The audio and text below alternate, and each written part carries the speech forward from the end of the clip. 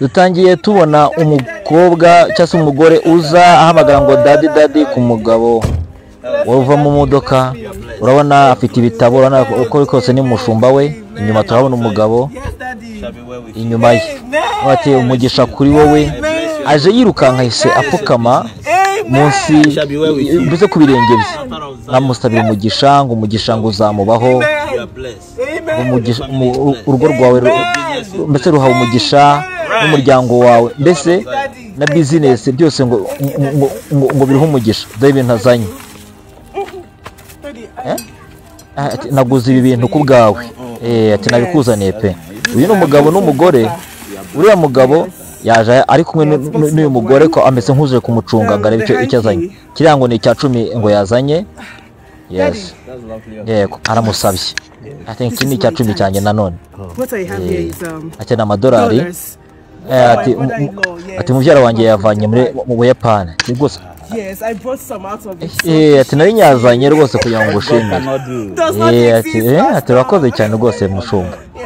Ati yakira rwose ni cyubahiro cyinshi. The windows of heaven shall open.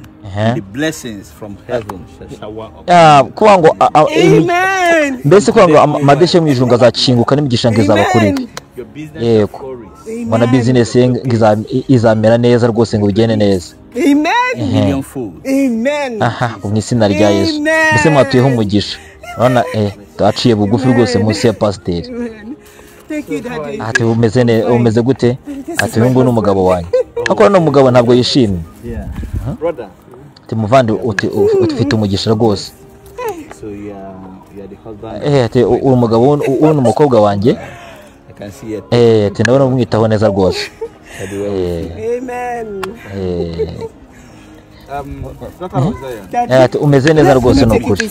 Ibyo bintu yarazanye umukobwa bifashe n'ingoga abijyanye rwose mu abitwaje pasiteri rwose. Yes. Ati rwose pasiteri turi kumwe rwose no kuri. Tidade turi kumwe. Ariko umugabo ntabwo yishimye na gake. Ntabwo yishimye rwose. Ati ndaje. Yakoze ibintu ariko umugabo ntabwo abyishimiye. Ntabwo abyishimiye hano rwose ko umugabo yarakaye pe. Dore umugore aje garutse yirukanka. Ati ni papa Kibi. Ati byagenze bite rwose kudasa neza byagenze bite. Dore umugabo. So you brought me here to. Ati wazanye hanga kugira ngo mbese ungaragure umfate uko ushaka. Kinakubonye upfukama imbere y'umushumba wawe. Ati ngibi ati ndi kubwumugisha w'Imana. But since I married you, you have never called. Ati kuva nagushaka naguranyita daddy n'umunsi na rimwe. Ati kuva nagushaka ntorigera upfukama ngo usuhuze. Kugira ngo uzanire pastor. Since I got married to you, you have never for once buy me even if it's nanakano nagatore bwangurire. Papa Chibo, is that why you are overreacting? Okay, I am overreacting. Ati mbese ngo marakabya. And the person that did not know the coming from ati nitwa Chiboy none umuntu utazi niwe wita daddy wawe. Jewe murafata gutyo nk'umugabo wawe. This is the same man that has been fighting. Uyu nguyu ni umuntu ugitugwanira intambara zo mu mwuka. None we mashaka kumusuzugura uko bishatse. That your business is flourishing successfully. Ati business ukora ibintu byose ukora ati nukwera uriya. You daddy. This dollar you're talking about, it is because of him that your brother came back from Japan. Niyo mpamvu bigenda neza. Ati tugomba kumushimira. It's not easy. I am hearing you saying that you brought out some dollar to give to him as tithe. Please, I want to ndashaka kwinginga. Ari amadolari wazanye. That money my brother gave to me for a project. Yafasha amadolari umuvandimwe yari yamuhaye ku mpamvu zo kugira ngo ashake umushinga akora. Umugore arangije aratero yajyana hehe kwihera pasiteri. Please, if you know how. Ati genda unzanire amadolari. Ati niba ushaka amahoro ko dutahana neza genda unzanire amafaranga. Ati je nasubirayo gute? I am anointed by granite oil. Which one is maybe I'm not spiritual enough. But I'm begging you in the name of God. Ntabwo mfite amavuta nkayi.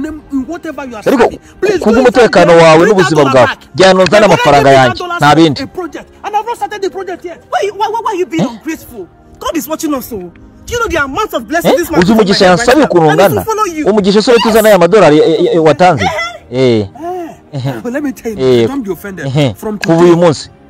I'm a juju man. Yes. No. No, I worship. Let me tell you. Ubu by'ubukirisitu mbivuyemo. No, nsenga abazimu, nsenga abantu bapfuye, genda uzane amafaranga yanjye. Asone. Urabona amafaranga mu izina ry'Imana. Genda uzane amafaranga yanjye vana aho ngaho. Genda uzane amafaranga vane. Genda uzane amafaranga. Where was him when I paid your bride price? Pastor yumva induru ahita agaruka. I don't want the marriage to go on. Go and bring those dollars. We're having a healthy marriage because of this pastor. I said she go inside and collect the dollar. Man of God. What is happening? Thank you, sir. Umugore yabikoza atabyumvikanye n'umugabo we. Yes. Thank you so much. Yeah. Thank you for everything. Pastor, please, I'm begging you. Ndakwinginga mu izina rya Yesu. That dollar my wife gave to you. Yangarurire. That dollar was the dollar my brother gave to me for a project. I have not even started the project yet. Amafaranga umuvandimwe yampaye kugira ngo ntangize umushinga. None umugore yaterera yazana tutabyumvikanye. Ati ngo natanze ni cya 10. Ntabwo twabifatanyije kugira ngo tubyumvikanye. Ntabwo twabyumvikanye. Pastor, ariko ni umuntu mukuru. Yego. Stop this thing.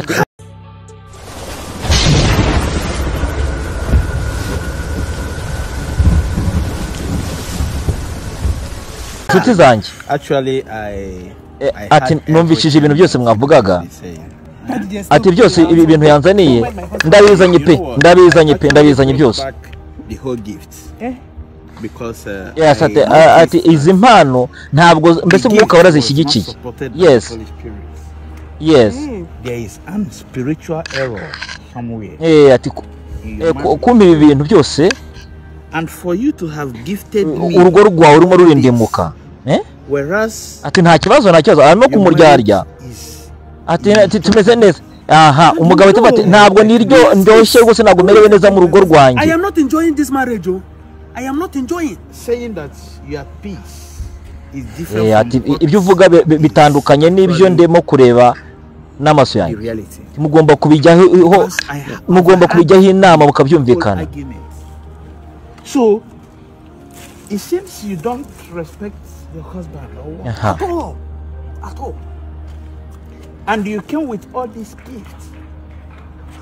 Do you know that the Bible umupasiteri aramubwira ati niba uhakanye ukanasuzugura umugabo wawe ibintu yakubwiye uba n'Imana ntabwo ubuyumviye. Haven't you asked yourself why ntabwo abyumva dore umugore atangiye gukorwa n'isoni. As her husband, she used to call me Papa Junior, Papa Chiboy. Wabuze impamvu Sara yitaga Aburahamu ngo ni se cyangwa se ni umutware we. Listen, if you prepare to come to our church and your husband said you should sit at home, ngo anyita Papa Chiboy cyangwa n'irindi zina bonye byaho ngaho gusa ni kanyita turi mu rugo. Your husband said don't step and eat going to the church, and you disobey him because you think Imana ya mbere ufite nk'umugore imbere yawe n'umugabo wawe. And that you don't know. So for you to give me, ugomba kumvira umugabo wawe mbere yuko wumvira Imana. But it should be in agreement with your husband. Whatever you're giving out as a woman, you should carry your husband along. Niba ushatse kugenda umugabo wawe akaba kubujije guma aho ngaho kuko nibwo wumviye Imana. They said in marriage Imana izakwishimira. So you will not have meeting on yourself alone without the consent of your husband. Ukabyanga yuko bati hari ibintu nshaka kujya kureba mu rusengero. Ati uba wanze kumvira Imana iyo ugiye usuzuguye umugabo wawe. Umugabo ntabwo ibyo bintu harabizi. Guterura ibi bintu ukabenzana nk'umuntu w'Imana. The dollar. I think you can take the dollar. Everything is in. Wagomba kuba byumvikanye n'umugabo wawe. Ati nibyo waduha byo byose. Ugomba kubizanya umugabo wawe mwabyumvikanye. Umva dade mwiza rwose. And you promise. Ashobora kongeraho ibindi byinshi cyangwa se akemera ibyo ngibyo. What will make me happy as your pastor is to even ntabwo agomba kubikora udasabye umugabo wawe mubyumvikaneho. Do you know, with your behavior, you are indirectly insulting our church? Yes. You should behave well. It's not my intention. Ati reba rwose ibintu byose y'amadora yose nayagaruye. I'm sorry, forgive me, Daddy. You're still Yes. making the same mistake. This is what we are just talking about. You are kneeling before me. Ati ugomba gusaba imbabazi umugabo wawe. You should be kneeling to ask I'm sorry. this apology. Ati unsezeranye ko ugomba kugaruka dore umupasitoro mwiza rwose. Your daddy said you should kneel down and apologize to me, not to him. And apologize to your husband and not to me. Okay, Daddy, I will do as he said. If we get to the house, I will apologize to you. Yes. Okay, Sir. to the house. But here in public, here Ati outside, kubw'imyitwarire yawe birakoze isoni itorero ryacu cyangwa se urusengero rwacu. shameful act or whatever. But you cannot do Ugomba the kwitwara same neza. to your husband. Daddy, I'm ashamed of you. Daddy, Ahise apfukama imbere ya pasiteri ati mbabarira. bless you. Thank you so much for telling her the truth. Ati do usubiyemo ikosa ryindi upfukamye imbere yanjye aho kugira ngo upfukame imbere y'umugabo wawe. Bringing back the dollar and everything. Thank you, sir. You're welcome. You're welcome. Mhm. My brother, please. She's still your wife, okay? Okay? Oh my goodness. Ugomba gupfukama imbere y'umugabo wawe icyo abagore basuzugura. Yes. Ati ubwo mugabo ati ugomba gupfukama imbere yanjye aho gupfukama imbere ya pasiteri. Ati nzabikora rwose, nzabitunganya nta kibazo kizaboneka. Ati ndabikorera mu rugo, ati ntabwo ari ndibikorera hano. Yes. Ati ntabwo ushaka rwose guca bugufi muri publique kugira ngo bigaragaze rwose ubone ko bigaragara ko waciye bugufi. Ahubwo urashaka kuza ngo kubikorera mu rugo. Ati mubyeyi, Imana iguha umugisha. Imana iguha umugisha. Urakoze cyane. Kumubwira ukuri. Yego. Yego. Ahita yigendera. Ngo ni yego. Ataracyari umugore wawe. Yamugiye inyuma amwe amusaba imbabazi, yanze kumusaba imbabazi imbere ya pasiteri. Rwose ni ikintu gikomeye cyane. Imana itugeneza cyane. Hari abantu benshi usanga bakora amakosa, ugasanga umuntu yakoze ikosa aho kugira ngo rikemurirwe cyangwa se ritunganirizwe aho ryakorewe, ahubwo umuntu agashaka kujya kubikorera ahandi. Cya kintu cyitwa kwihagararaho no kwanga kwemera amakosa y'abantu. Mu by'ukuri turi mu gihe usanga abantu benshi barimo gushyira umwete mu kumvira icyo abashumba babo bababwira, icyo abaposo ba dadi n'abandi bantu bo mu isi y'umwuka nyine babagenga ibyo bababwira. Ariko aho kugira ngo bace bugufi cyane, aho kugira ngo bubahe abo babana n'abo bakorana, ugasanga ni ikintu giteye ubwoba, ni ikintu mbese kiruhanije kugira ngo iki kintu umuntu abashe guca bugufi. Niba rero ukurikirana cyangwa se ukabasha kumva iyi video, ni ukuri ndagusabye kugira ngo niba gusaba imbabazi byarakunaniye ubyigiye uyu munsi, kubera ko guca bugufi ni urufunguruzo ruzana amahoro hagati y'abantu n'abandi. Imana itugenza cyane. Rero muri Matayo igice cya 5 n'umurongo wa 7 bavuga ngo hahirwa abanyembabazi kuko ari bo bazazigirirwa. Imana itugenza cyane. Kuvuga ngo akenshi umuntu yagira umutima wo gusaba imbabazi no guca bugufi, bizana ubuzima, bizana amahoro, bizana mbese kubana neza, abantu bakabohoka bagafatanya kandi ubuzima bukagenda neza. Ariko iyo umuntu agira umutima wibuye ukomeye, akenshi kubana n'abandi biramugora ndetse biranamurushye cyane, ku buryo usanga guca bugufi no kubana n'abandi bimuhindukira ikintu kiremereye cyane gikomeye. Rero niba wabona koze n'ikosa cyangwa se wakoze n'ikintu kibi, jya wemera uce bugufi. Ni urufunguruzo ruzana amahoro, ruzana imibanire myiza hagati y'abantu n'abandi. Yesu atugenza cyane. Nkuko mwabonye aka filime bakoze, ariko kerekana uburyo abantu bashobora gushaka kuba abere mu umurimo w'Imana cyangwa se aho bateranira, ariko ugasanga umuntu akagenda n'ubundi asize umuriro waka aho ari buze gutaha. Byanze bikunze gusiga ucanye umuriro ntuwuzimye, ahubwo ukawuhunga ngo uwuhungiye mu rusengero, n'ubundi urusengero ntabwo uri bugumemo, ahubwo uri butahe. Ahubwo shaka amahoro ahantu utaha. Noneho nuza gutaha uve mu rusengero ariko utashye n'ahantu hari amahoro, aho kugira ngo usige ucanye umuriro uvuge ngo ndi busange wazimye. Oya, aho hari igihe ucana umuriro ukaba uremereye, aho ukaza ugasanga aribwo umaze gufatwa neza, ku buryo noneho uwota neza ugeze hahandi wasize uwucanye.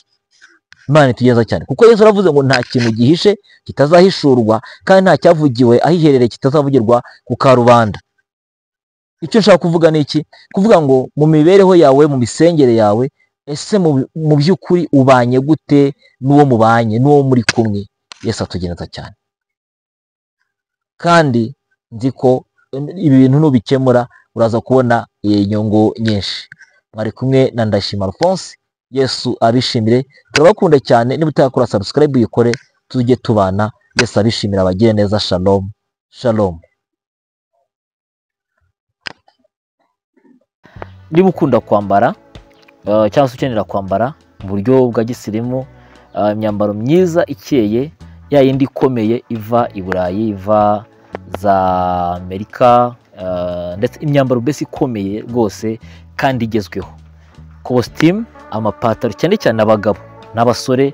Ushobora kuba wumva ukeneye umwenda mwiza wo kwambara, izi nimero murimo kubona zicaho: Ineza Shop kwa Murokore, Igisenyi, i Rubavu, iruhande rwa Banki Populaire ahazwi nko ku Gisaha. Niho ubona hari ibyo bintu byiza cyane, kandi aranaranguza, arakuranguza ukagenda ugacuruza ukunguka, ukabona umugisha w'Imana, ugatunga umuryango, tugakomeza guteza imbere igihugu. Ko abafite ibintu biva mu France, UK, biva muri Turukiya, biva mu Butaliyane, mbese ko ngo ya masoko avaho ibintu byiza cyane, inkweto nziza za gisirimu, mbese ndahabakundishije.